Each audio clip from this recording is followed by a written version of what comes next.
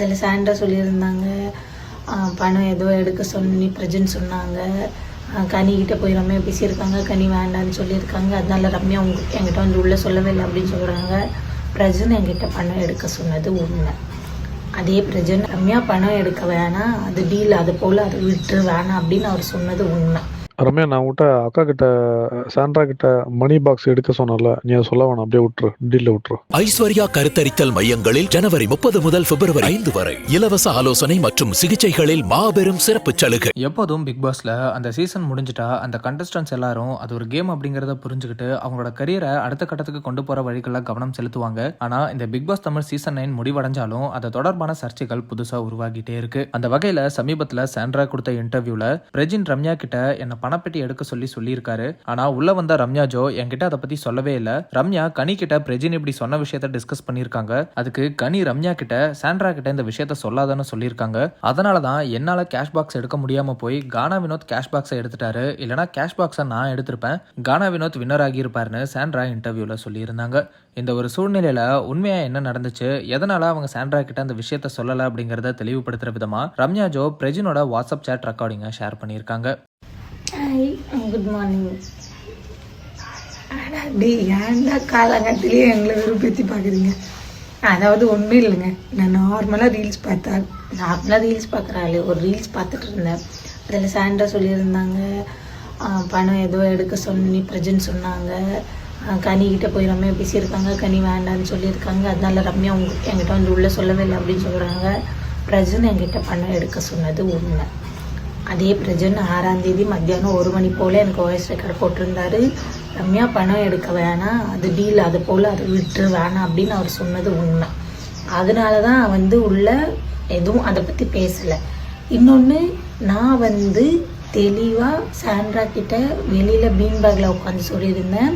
பிரஜனா பணம் எடுக்க சொன்னார், சாண்ட்ரா என்ன ஆச்சுன்னு தெரியல, சடனாக வேண்டான்னு சொல்லிட்டாரு அப்படின்னு நான் சொன்னேன். ஆமாவா, ஏன் பிரச்சனை அப்படி சொன்னார், ஏன் பிரச்சனை பணம் எடுக்க வேணான்னு சொன்னார், ஏன் சொன்னார், நான் பிரச்சனைக்காக தான் வெயிட் பண்ணிட்டு இருந்தேன், எடுக்கணும் அப்படின்னு சொன்னாலே. இன்றைக்கி என்னடானா இன்டர்வியூலலாம் நான் பணம் எடுக்கிற மைண்ட்லேயே இருக்கல, எனக்கு அந்த மைண்டே கிடையாது அப்படின்னு சொன்னாங்க. எனக்கு புரியல. எனக்கு பாருங்க, எனக்கு அவங்க பற்றியோ இவங்க பற்றியோ பேசி இங்கே ஒன்றும் ஆக போகிறது கிடையாது, சரியா? நான் அவங்க பற்றி பேசி இங்கே நல்லவளும் அவளை, இவங்க பற்றி பேசி கெட்டவளும் அவளை. நான் நானாக இருக்கேன், நானாக மட்டும்தான் இருக்கேன். நான் எப்பவும் போல் நான் என்னமோ அது போல் நான் இருக்கேன். தயவு செஞ்சு சொல்கிற ரிக்வெஸ்ட் பண்ணி கேட்குறேன், உங்களுக்கு யாருக்காவது சப்போர்ட் பண்ணணும்னா தாராளமாக பண்ணுங்க, நான் வேணான்னு சொல்லலை. ஒருத்தங்களை கீழே தள்ளி விட்டு ஒருத்தங்களுக்கு சப்போர்ட் பண்ணாதீங்க, ஓகேவா? யாரோ 2-3 பேர் கமெண்ட் பண்ணியிருந்தீங்க. நான் இந்த விஷயத்தில் எதுக்கு ரொம்ப இன்ட்ரெஸ்ட் காட்டுறேன்னா, இந்த விஷயத்த நான் சாண்ட்ரா கிட்ட சொல்லியும் சாண்ட்ரா அதில் சொல்லியிருக்காங்க, ரம்யா அதை என்கிட்ட சொல்லவே இல்லை அப்படின்னு நான் தெளிவாக சாண்ட்ராகிட்ட சொல்லியிருக்கேன். இந்த விஷயத்தில் எப்போ பாரு யார் பற்றியாச்சும் இங்கே உட்காந்து பேசிக்கிட்டே இருக்கிறது. இதில் யாரோ 2 பேர் கமெண்ட் வேறு பண்ணியிருந்தாங்க. தைரியம் இருந்த அந்த கமெண்ட்டை அந்த ரெக்கார்டை நீ வெளியில் விடு, அப்போ தான் நாங்கள் நம்புவோம், இல்லைன்னா நாங்கள் நம்ப மாட்டோம் அப்படி இப்படின்னு போட்டிருந்தீங்க. நான் அந்த ரெக்கார்டை நான் ஸ்டோரியில் போட்டிருக்கேன். யாருக்கெல்லாம் டவுட் இருக்கோ அவங்க எல்லாம் தாராளமாக பார்த்துக்கலாம். நிறைய பேர் என்னை பற்றி நிறைய நெகட்டிவாக பேசியிருக்காங்க, பாசிட்டிவாக பேசியிருக்காங்க. எதை பற்றியும் நான் இந்த அளவுக்கு இன்ட்ரெஸ்ட் விட்டு கேட்டதும் கிடையாது, கேட்க போகிறதும் கிடையாது. இந்த ஒரு விஷயத்த நான் எதுக்கு பேசுகிறேன்னா, 2 பேரும் புருஷனும் பொண்டாட்டி, ஒரு 2 பேரும் சாண்ட்ராவாக இருக்கட்டும் பிரஜனாக இருக்கட்டும், 2 பேரும் உட்காந்து எல்லாரை பற்றியும் இன்டர்வியூவில் பேசுகிறாங்க. எல்லாரும் இன்டர்வியூ கொடுத்துருக்காங்க தான், யாரும் எல்லாரை பற்றியும் உட்காந்து தப்பாக பேசினதே கிடையாது. இவங்க 2 பேரும் எல்லாரை பற்றியும் தப்பாக பேசுகிறாங்க தான். நான் ஆணி வச்சு அடிச்சிருவேன்னு சொன்னார், அதை போய் கேட்டதுக்கு நான் சொல்லவே இல்லை, நீ கமெண்ட் ட்ரோலை பார்த்து கேட்காத ரம்யா, ஃபுல் வீடியோ பார்த்து கேளு அப்படின்னு பிரச்சனை நான் சொன்னார். சாண்ட்ரா குழந்தைங்க மேலே சத்தியமாக நான் உன்னை பற்றி தப்பாக பேசவே இல்லை அப்படின்னு சொன்னாங்க. எனக்கு உள்ள பிரச்சனை நான் சொன்னார். சாண்ட்ரா குழந்தைங்க மேலே சத்தியமாக நான் உன்னை பற்றி தப்பாக பேசவே இல்லை அப்படின்னு சொன்னாங்க.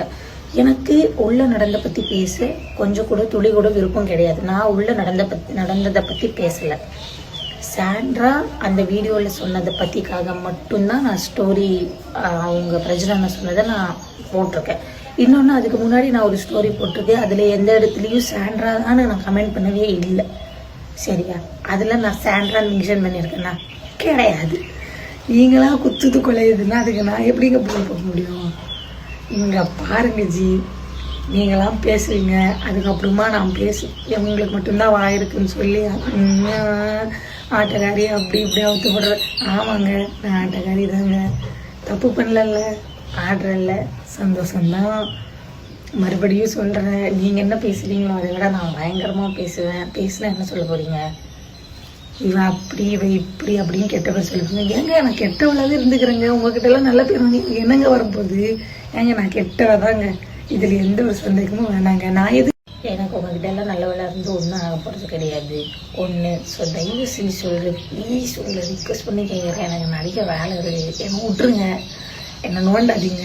இதுதான் நான் இந்த விஷயத்துக்காக போடுற லாஸ்ட் ஸ்டோரி. இதுதான், தயவு செஞ்சு சொல்கிறேன், என்ன நோண்ட வேண்டாம்.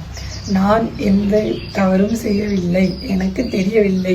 கேமை பற்றி என்கிட்ட கேட்காதீங்க, கேமை பற்றி என்கிட்ட கேட்காதீங்க, யாரை பற்றி என்கிட்ட கேட்காதீங்க, சரியா? உங்களுக்கு ஸ்டோரி வேணும், தைரியம் இருந்தால் அப்லோட் பண்ணி வீடியோ லீக் தாராளமாக ரெக்கார்ட் பண்ணி போட்டுக்கேன், நல்லா பார்த்துக்கோங்க. சொன்னாங்களா சொல்லலையான்னு நான் தான் போய் சொல்கிறேன் அப்படின்னு சொன்னீங்க.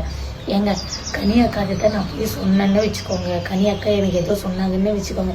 ஏங்க நான் சொல்லியாங்க நீங்கள் எடுக்காமல் இருந்தீங்க. சாண்ட்ராவுக்காக தெரியாது எடுக்கணுமா வேணாமான்னு. சாண்ட்ரா எவ்வளோ பெரிய ஆள், அவங்களுக்கு அந்த தெரியாது எடுக்கணுமா எடுக்கக்கூடாதான்னு. இங்கே யாரும் சொல்லி கொடுத்தெல்லாம் பண்ணலை. இதே கானா வினோதனாவை நான் எடுத்துடாது நான் 1000 வாட்டி சொன்னேன். அந்த எடுத்தாங்க தானே, சுயமாக யோசிச்சு தானே எடுத்தாங்க. அந்த மாதிரி சாண்ட்ரா எடுக்க வேண்டியது தானே, யாரும் சொல்லலைன்னு எதுக்கு வெயிட் பண்ணிட்டு இருந்தாங்க? அவங்களுக்கு எடுக்கணும்னு இருந்தால் எடுத்துருக்கலாம். உள்ள ஒரு பேச்சு வெளில ஒரு பேச்சு, உள்ளே இருக்கும்போது பிரஜன் இருந்தால் எடுத்திருப்பார், பிரஜன் வந்தால் எடுக்கலான்னு வெயிட் பண்ணிட்டு இருந்தா, பிரஜன் வந்துருந்தால் எடுத்திருப்பாங்க. உள்ளே வந்து எல்லா இன்டர்வியூ நான் எடுக்கிற மைண்ட்லேயே இல்லை, அந்த இதே எனக்கு கிடையாது அப்படின்றாங்க. அப்பா நன்றிங்க ஐயா, வணக்கம். நான் கெட்டவதா இந்த விஷயத்துக்கு நான் இதுதான் லாஸ்ட்டாக போடுற ஒரு ஸ்டோரி. ஸோ தயவு செஞ்சு ப்ளீஸ் நான் மறுபடியும் சொல்கிறேன், என்னை பற்றி எப்படி இருந்தாலும் தப்பாக தான் பேச போகிறீங்க, பேசியவங்க, எனக்கு அதை பற்றி கவலை கிடையாது. இந்த ஒரு விஷயத்துக்கான கிளாரிட்டி நான் கொடுத்தாச்சு. ஸோ இதுதான் இந்த விஷயத்துக்கான last story. Thank you, love you so much. Ramya எப்போ உள்ளே போகிற நீ? ரம்யா, நான் உங்கள்கிட்ட அக்கா கிட்ட சாண்ட்ரா கிட்ட மணி பாக்ஸ் எடுக்க சொன்னல, நீ அதை சொல்ல வேணாம், அப்படியே விட்டுரு, டீலில் விட்டுரு, எதுவுமே சொல்லாத. உனக்கு கொடுத்த டாஸ்க்கை மட்டும் நீ பண்ணிக்கோ, சரியா? நீ எதுவுமே சொல்ல வேண்டாம், அதுக்கு தான் உனக்கு அடித்தேன், சரியா? மணி பாக்ஸ் எடுக்க வேண்டாம், எதுவும் சொல்லாத, அப்படியே விட்டுரு, அவங்களே கேம் ஆடிக்கிட்டோம்.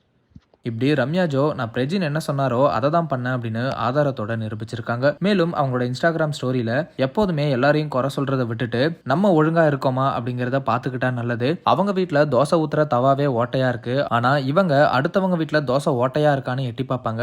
என்ன ஒரு கேவலமான ஜென்மம், இதை நடிப்பு அரக்கிக்கு டெடிகேட் பண்றேன் அப்படின்னு நேரடியா சாண்ட்ராவை தாக்கி ரம்யா ஜோ பேசியிருக்காங்க. இந்த நிலையில சில பிரஜின் மற்றும் சாண்ட்ரா ஃபேன்ஸ் ரம்யா கிட்ட பிரஜின் சாண்ட்ராவை கேஷ் பாக்ஸை எடுக்க வேணான்னு சொல்லிட்டு அதுக்கப்புறம் ரம்யாவுக்கு மறுபடியும் கால் பண்ணி ரம்யா கிட்ட கேஷ் பாக்ஸை எடுக்க சொல்லியிருக்காரு.